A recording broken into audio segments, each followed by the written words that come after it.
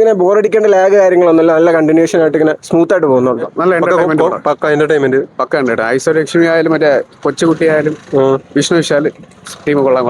ബാക്കി അടിപൊളി. ആക്ഷൻ ഒക്കെ എങ്ങനെയുണ്ട്? നല്ല ആക്ഷൻ, ക്ലൈമാക്സ് അടിപൊളിയാണ്. നമ്മൾ തിയേറ്ററിൽ സ്റ്റാർട്ട് 20 തിയേറ്ററിൽ പിടിച്ചിരുന്നുണ്ട്.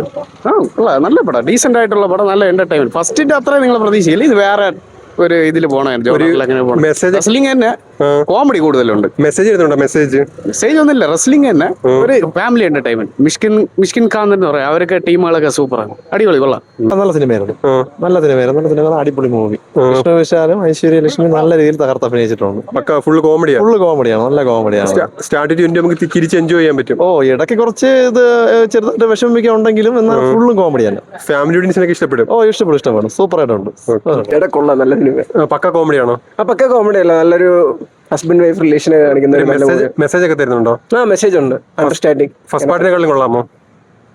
അല്ല, ഫസ്റ്റ് പാർട്ടിൽ അതിലൊരു നമ്മളൊരു ട്വിസ്റ്റ് ഒക്കെ ഉണ്ടായിരുന്നല്ലോ, അത് ഇതിലില്ല.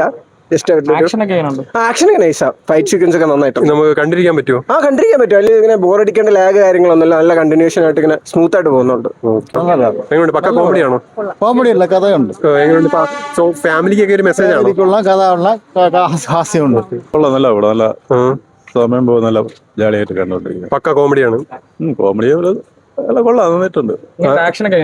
ആക്ഷനും കൊള്ളാം, നല്ല എന്തോ ഒരു മെസ്സേജ് ഒക്കെ തരുന്നുണ്ടോ സിനിമ? ബോറടിക്കായിരുന്നു, കാണാം. നല്ല പടം നല്ലതാണ്. അതായത് ഫാമിലിയിൽ ഒരു പ്രശ്നം വന്ന ഭാര്യയെ കുറച്ച് വിട്ടുകൊടുക്കുക, ഭർത്താവ് കുറച്ച് വിട്ടുകൊടുക്കുക, പരസ്പരം ഒരു ധാരണയിൽ പോകുക. രണ്ടുപേരും പിരിഞ്ഞു പോയാലും കുട്ടി ഒന്നാക്കുന്നുണ്ട്. അതൊരു ഫാമിലിക്ക് കാണാം.